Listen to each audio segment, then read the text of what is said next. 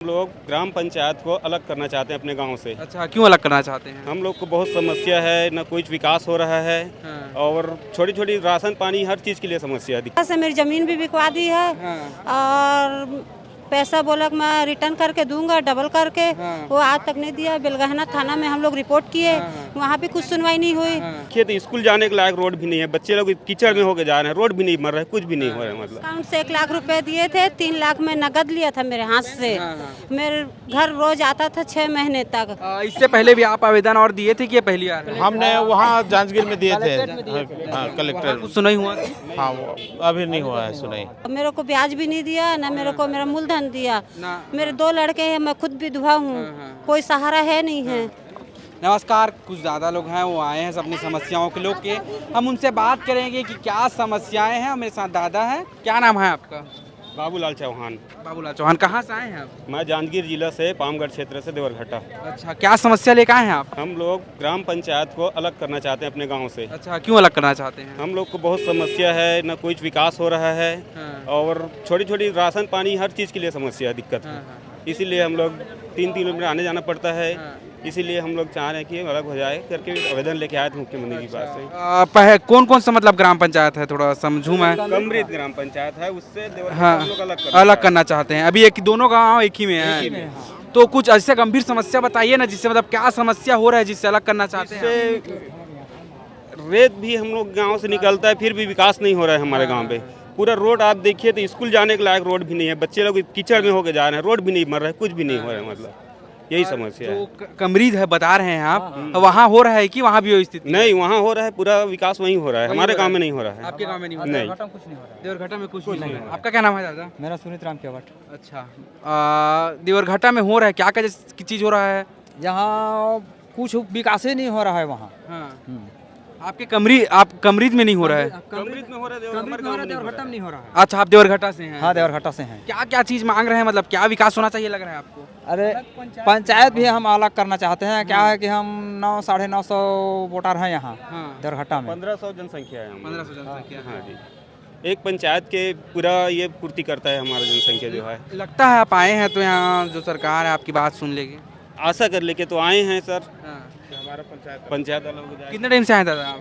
हमको 2 घंटा हो गए हैं। 2 घंटा से। हाँ। किससे आए हैं? गाड़ी से आए। गाड़ी से आए। खाना वाना खाए हैं? नहीं, खाना नहीं खाए, किराया वारा करके आए हैं। अच्छा। खर्चा 500-5000 किराया है गाड़ी का। लगता है कि जो आप लेके आए सुनवाई हो? और सुनना चाहिए सरकार का। हाँ, आवेदन आप दिए हैं अंदर की? आवेदन दिए हैं, आवेदन आवेदन दिए हैं। सरकार सुनना चाहिए तकलीफ को।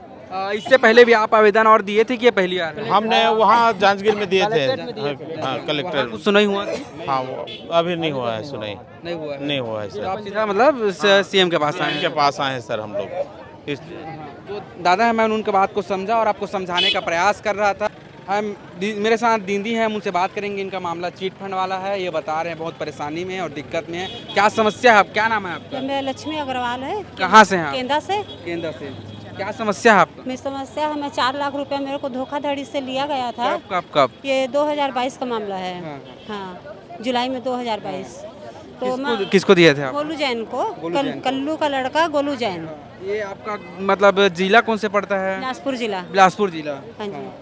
तो वहाँ फिर चीट फंड में आप 4 लाख रुपए दिए? 4 लाख रुपए मेरे धोखा से मेरी ज़मीन भी बिकवा दी है। हाँ।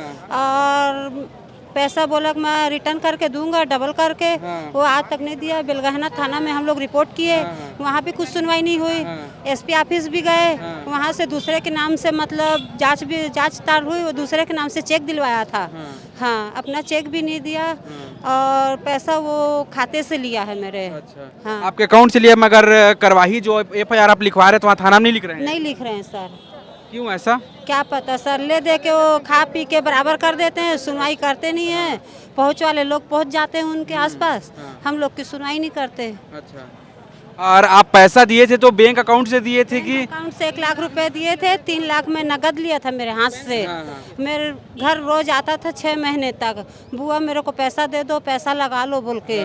हाँ। और पैसा डबल करने के लिए बोल रहे थे कि? हाँ, डबल के लिए बोला था। अब मेरे को ब्याज भी नहीं दिया, ना मेरे को मेरा मूलधन दिया। मेरे 2 लड़के हैं, मैं खुद विधवा हूँ, कोई सहारा है नहीं है।